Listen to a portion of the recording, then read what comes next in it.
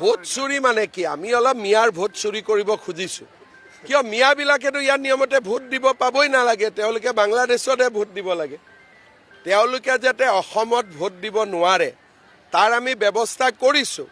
কিন্তু এইটো অকণমান প্ৰিলিমিনাৰী SIR যেতিয়া আহিব অসমতো এতিয়া SIR অহাই নাই তেতিয়া মিয়া ভোট 4-5 লাখ কাটিব লাগিব গতিকে এইটো কংগ্ৰেছে মোক যিমান গালি পাৰে পাৰক মোৰ কাম হৈছে মিয়াক কষ্ট দিয়া যদি মিয়াই কষ্ট নাপায় মিয়া দুলীয়াজানো আহি গ'ল তিনচুকীয়াও আহি গ'ল কেইদিনমান আগতে মাটি কিনা বেচাৰ মই এটা লিষ্ট পাইছিলোঁ তিনিচুকীয়াত হিন্দুৱে বিক্ৰী কৰা বেছি মিয়া মুছলমানে কিনা বেছি